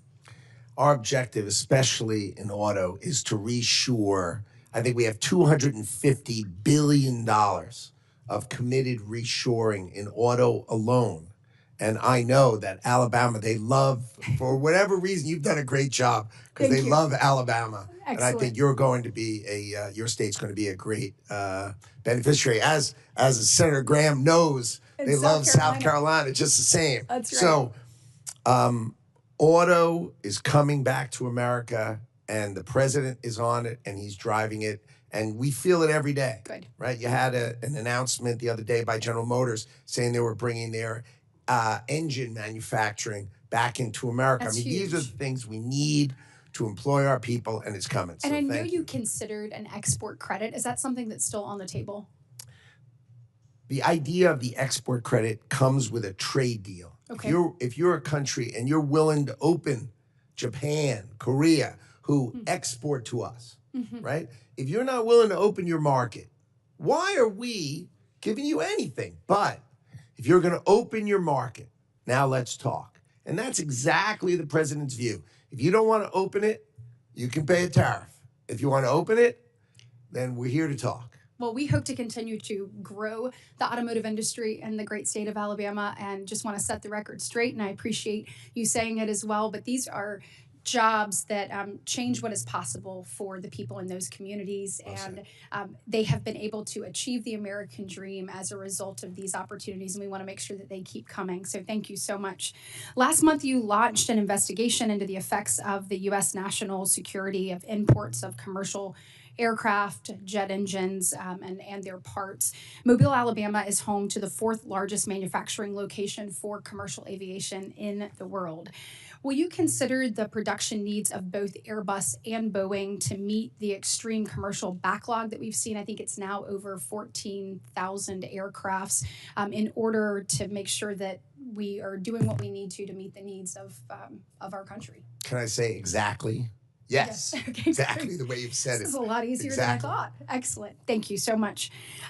Okay, can you help us understand how the administration might address companies that are actively investing and onshoring today so that they can supply domestic customers with their U.S. operations? And when I'm looking at this, I'm talking about aluminum, and we're looking at kind of the president's tariff policy as it continues to work to rebalance the U.S. economy through the onshoring of manufacturing activities and the fortifying of domestic supply chains. So when you're looking at stuff like aluminum and other things, kind of how are you approaching that from your perspective? The steel and aluminum industry are huge. To produce steel and aluminum, you have the biggest the biggest input is power. Imagine melting that iron ore, that power. And so what happens is the foreign governments subsidize their utilities and they provide the electricity just too darn cheaply. And so what happens is the Chinese and these foreign governments, they just dump steel on us. They crush. We've had 40 steel mills, and now we have 10. And as the president says, you don't make steel, you can't fight a war. So he's protecting that industry, bringing it back. You're going to see more steel and aluminum furnaces and mills in the history of this country be built over the next 3 years. And they're all committed to it, and they're coming. Yeah, and we're proud to do that in the great state of Alabama as well. Thank you. Senator Peters. Thank you, Chairman Moran. Secretary Lutnick, good to see you here. Thank you for being here today. Nice to see you. I know you've talked about this issue a fair amount today, but it's important to me, and I want to bring it up as well. The National Weather Service forecasting offices are absolutely critical to public safety, and I know my colleagues have raised this issue, but I think it's important for me to restate so you just know how important it is for all of us here. The employees in these offices issue weather and flood warnings, as you know, maintain critical observation equipment, protect life and property, and literally for decades, they've always been open 24/7 because weather happens at night too, not just during the day. It happens all the time. However, we have a self-inflicted staffing shortage on the part of your department that has left us with too few employees to ensure round-the-clock operation in a number of locations around the country already. And has also left other offices, such as the one up in Michigan's Upper Peninsula in Marquette, spread so thin that they're concerned that they will not be able to provide the 24/7 coverage. So this is a major concern for us, particularly in a very rural part of the state. And while I was happy to see Monday's announcement that the National Weather Service has been granted an exemption to President Trump's hiring freeze, you never should have allowed things to get to that point in my mind, but I'm happy that that's happening. Certainly it's people's lives we're taking. So I'm going to ask you just a yes or no question. So this will be really short, and then we can get on to another issue. Will you commit to me that the forecasting office in Marquette, Michigan will not cease its round-the-clock operation? Yes or no would be great. You don't understand it yet because no one's explained it to you. These are hard drive computers, literally, that no one has seen in 25 years with green screens in these offices. They should be on a cloud. Our 2,000 meteorologists should be able to watch them round the clock. The concept that we're talking about, a green screen and a hard drive. So the answer is no, you're saying? No, we were going to modernize it. We are going to staff those offices. I can commit that we're going to staff those offices, but I will commit to you that the next time you see me, the concept of having 3 people at some regional office will be laughable because our 2,000 meteorologists and our hundreds of hydrologists will be able to stay and forecast and protect us in a modern way instead of these green screens and hard drives, and it's hard-coded and it's absurd. Okay, so a no answer. One of Congress's biggest bipartisan achievements, I think, over the past few years was the passage of the BEAD program, which gives funds to individual states to connect every citizen to the fastest, the most reliable internet that's possible. Right now, your department is slowing down these broadband projects and has a 90-day freeze. States are ready to move forward. Michigan's ready to move forward. Broadband providers are standing by. And the summer construction season is already underway, and it's a short season in Michigan, particularly in the northern parts. Unfortunately, you've indicated your department is planning to release new rules that would force states to restart their bidding process and tell states that they can't choose which are the best performing broadband technologies for their individual community. You said that you care about efficiency. I appreciate that. But let's be clear, forcing states to start a process over would waste millions of dollars, add months, potentially years of delays to shovel-ready broadband projects that are ready to go this summer, especially in states like Michigan with a short building season. Millions of Americans, including over 250,000 Michigan households, are on the brink of receiving low-cost, high-speed internet, and your department, I believe, shouldn't stand in the way of this. So again, another yes or no question. Do you agree that it would be a huge waste of money and a disservice to Americans who need reliable internet service to restart a bidding and proposal process? No, the Biden administration had 30 months and they did nothing. We are going to say within the next 90 days, as long as you are technologically agnostic and you agree to provide the broadband at the cheapest price per user, then we will get it 90 days for application and out the door by the end of calendar year 2025. 30 months under Biden, no funding. 100% under Trump administration by the end of 2025. That's impressive. And you should at least agree, if we get it all out by the end of 2025, that'd be super. Well, we'd like to have it faster than a 90-day process. The states have been working on this for some time. The state of Michigan is there. It is technology neutral, so that is something that you've talked about. Well, then it should be easy. And it should be easy. Right. And if they're technologically neutral, it'll go like that. Well, can I work with you to get that done for Michigan? Sounds great. I'm happy to do that. Great. Thank you. That's super. Thank you, Mr. Chairman. Senator Graham. Howdy. Nice to see you. All right. We're going to do this real quick. President Trump's decided that whatever you charge us in tariffs, we're going to charge you. Has he decided that? To a point. Yeah. Okay. To a point. All right. Well, that's You one of the can't points. use my bank account if I can use yours. If Yeah. mine is 100 times bigger than yours, Yeah. that's not fair. Reciprocity. Logical reciprocity for sure. Okay. Well, that makes sense to me. Whatever you do to us, we're going to do to you, and we'll reach out. Maybe we'll go to zero. That'd be great. But the idea of pushing back against people who have higher tariffs than we do makes sense. I'm glad you're doing it. And that's what you're doing, right? Of course. Okay. I'm also glad you're using tariffs to change people's behavior. Like, if you're going to let your country be a dumping ground for fentanyl, maybe we should tariff your stuff. Does that make sense? Yes. Well, it does, to the world out there. If you want people to change, make it in their interest to change. Pat them on the back or kick them in the ass. I don't care what works.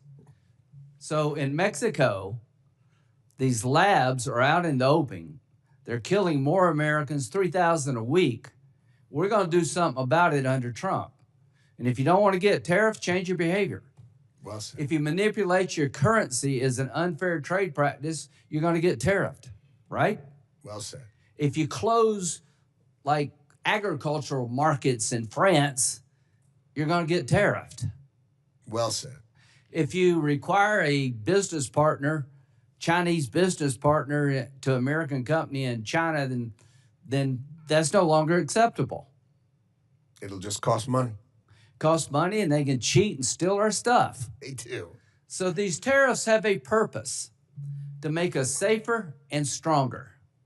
And we've been talking about China. We've been talking about getting ripped off.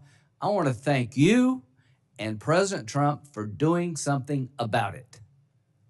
Is it fair to say there are a lot of people who would like to talk to you about new trade deals? That is definitely true.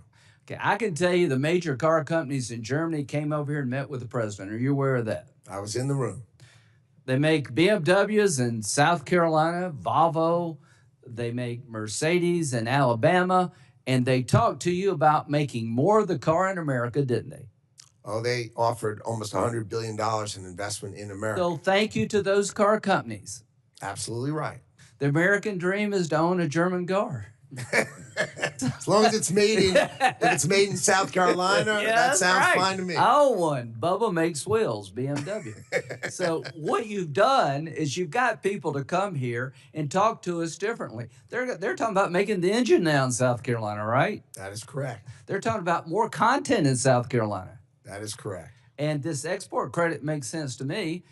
The 70% of the cars, 60% made in South Carolina, are sold overseas. That helps our balance of trade. Do you agree with that? I agree. Okay. So this is working, folks. Some agree. of the tariffs, maybe I'll have a problem with, but what you're doing, good. You're telling people, if you rip us off, you're going to pay a price. Stop poisoning America. Stop cheating. Stop closing your markets. Now, do you know that China and India buy 70% of oil from Russia? I do. Do you think it is helpful for China to buy cheap Russian oil to keep the Putin war machine going? Is that a good thing for China to be doing? Doesn't sound good to me. Good. I'm going to give you another example of how we can use tariffs. We want peace. We're not out to humiliate Putin, but we want to stop the killing. To China, you're propping up Putin's war machine. You're the largest purchaser of his cheap oil. You're providing component parts to his military. You want to be normal? Act normal. We have legislation in the Senate that would have put a 500, make you look weak, Howard, 500% tariff on any country that props up Putin's war machine. And we'll have a carve-out for any country helping Ukraine. You're good to go. So China, if you want to avoid tariffs, help Ukraine. This is coming, Howard. We've had it with this war. I appreciate President Trump talking to Putin, sending Witkoff over, trying to make it a win-win. He ain't interested in peace. So the Senate is ready to roll. And to our friends in China, if you keep helping Putin and propping up his war machine, we're going to hit you hard because you're destabilizing the world. You're putting our nation at risk. You're rewarding bad behavior. And we're going to extend the concept President Trump started. If you're screwing America and you're making the world an unsafe place, we're coming after you. Thank you, Howard, for all you do. Senator Van Hollen, we have votes at 11:45, which is fast approaching. We'll have a second round of, as soon as Lindsay leaves, only the people in this room. Thank you, Mr. Chairman, Mr. Secretary. Thank you, and I do hope we will vote soon if we don't see any progress toward peace on the Graham-Blumenthal legislation. So I want to follow up on Senator Kuhn's questions with respect to the deal with the UAE, NAI. Sure. Because I know you share our concerns about diffusion of technology to China. In fact, you're doing a number of things in your department to try to crack down on exports of very sensitive items. I think we need to go into this very clear-eyed. I mean, the UAE has conducted recently the Falcon Shield exercises with China. They've hailed a, quote, golden era in UAE-China relations. I think it would be helpful, Mr. Secretary, if you could provide, if you haven't already, and I don't think you have, if the administration could transmit the text of the agreement with the UAE, including the side letters and security annexes to Congress before any licenses are issued.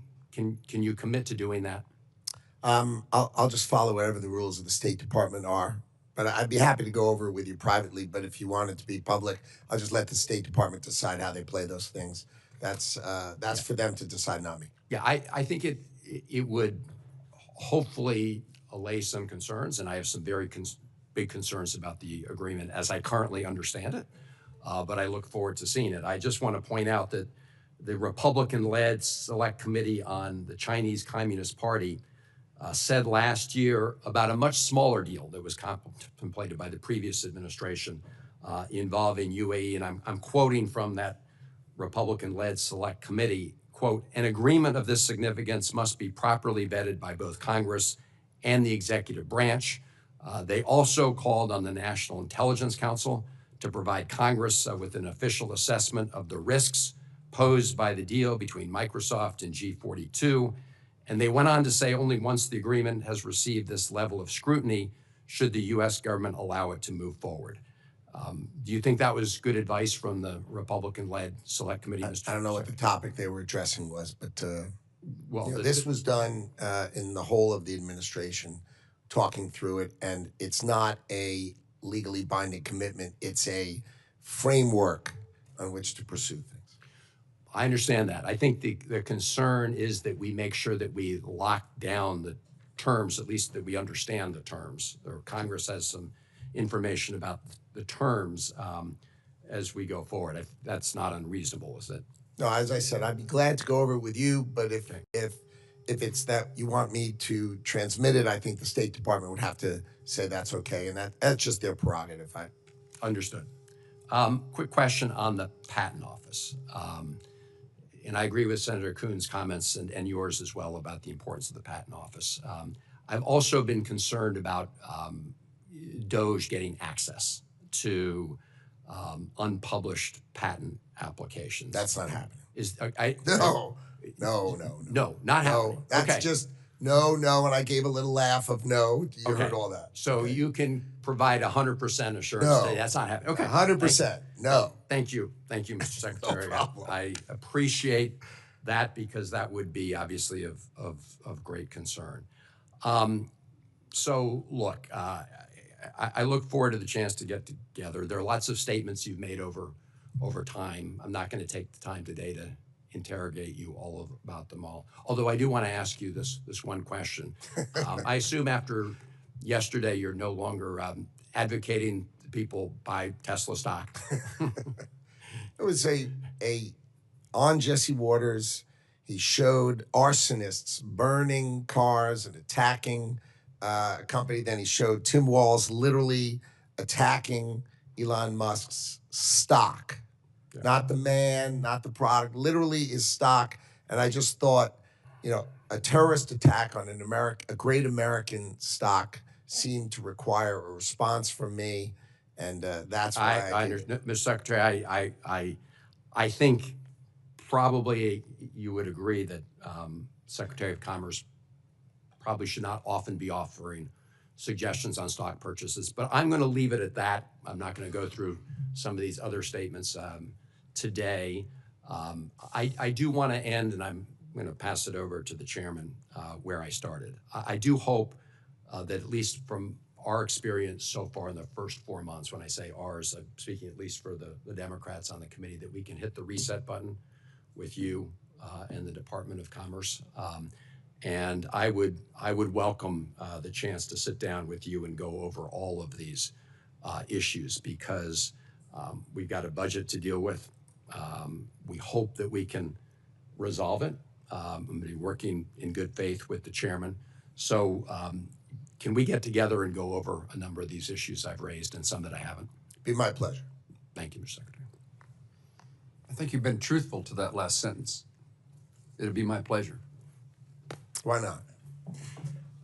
Mr. Secretary, just a couple of wrap-up things. First, I've been involved in trying to make sure the United States is prepared for foreign visitors to our country, particularly with the FIFA and the soccer tournaments that are approaching quickly. Huge. The U.S. Olympics is in Los Angeles. Huge. We have great opportunity to showcase our country. And I want to make sure that the Department of Commerce is interested and pursuing opportunities to make sure that the visitors are eligible and able, those who are eligible to be here are here. We need help with the State Department in regard to visas. Communities need infrastructure support. But I just want to highlight that the tourism and travel industry is something that is important and should be very important to the Secretary of Commerce. And I'd love to hear your thoughts in that regard. It is. In ITA, we have a group dedicated to tourism. And this is a wow, right? We've got the club championship, right? The FIFA Club Championship, FIFA World Cup, the Olympics, and our 250th anniversary. This is, if there's ever a time for America to shine, it's right now. We've got to take out all the stops and make sure We are putting our best foot forward, and I'm happy to work with you. We've got to make sure the Department of Homeland Security and the State Department issue those visas, and we've got to make sure our infrastructure is there and the tourism experience is second to none. And I'm happy to work together with you on that purpose because this is just a great opportunity for America. Mr. Secretary, Senator Klobuchar and I co-chair the Senate Travel Tourism Caucus. I'm not exactly sure what the name of it is, but this is a highlight for us.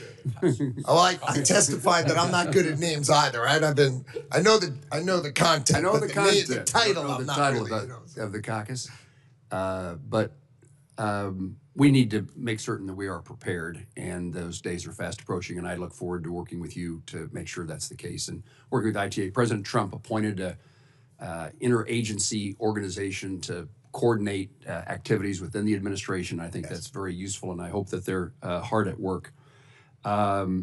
You responded to, I'm going to see if I can get you to respond to a way that Senator Peters would not think you're saying no to a question that you might be saying yes to.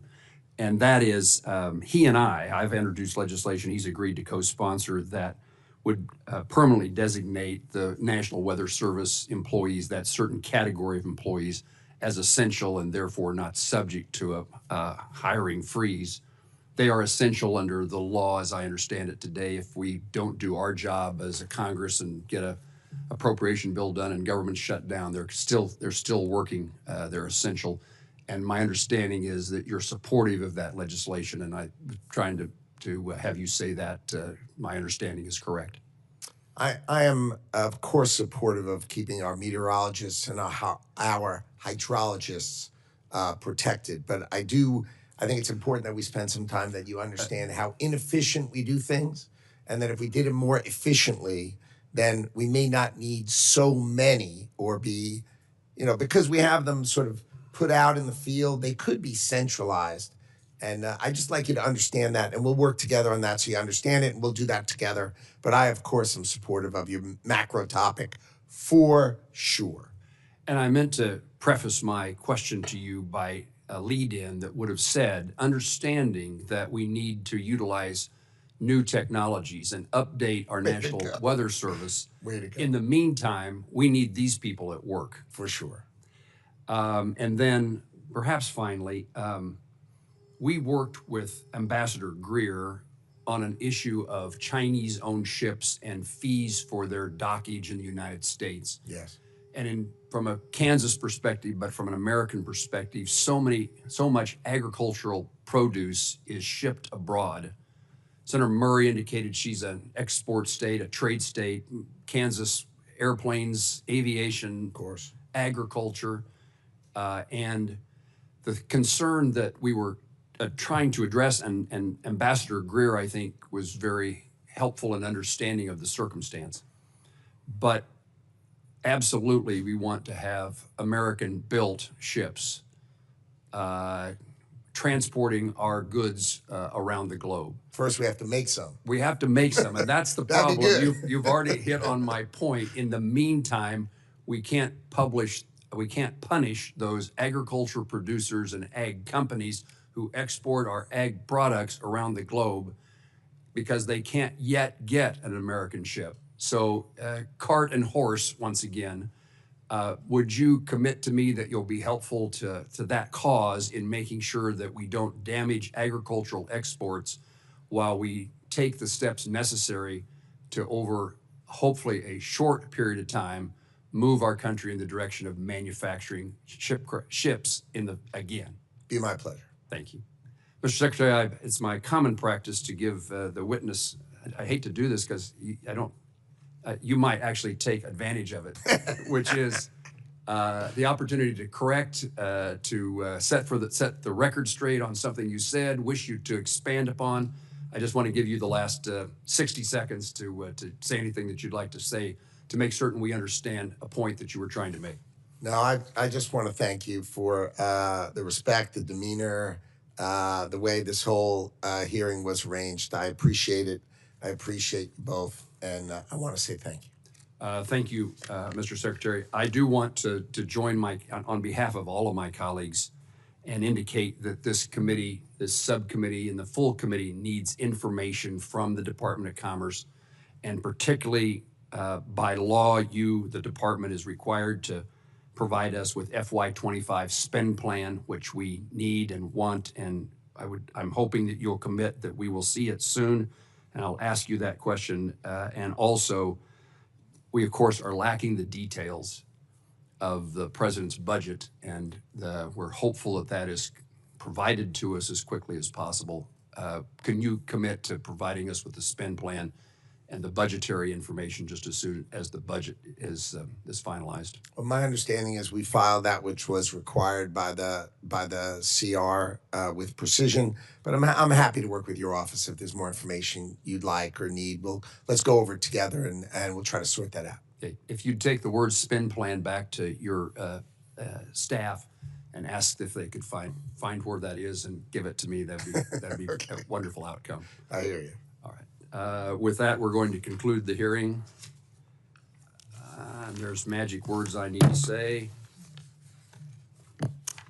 With no further questions, senators may submit additional questions for the subcommittee's official hearing record, and we request you, Mr. Secretary, to respond to those additional questions that will be provided in writing within 30 days. The subcommittee, after thanking you for your presence, is adjourned. Thank you.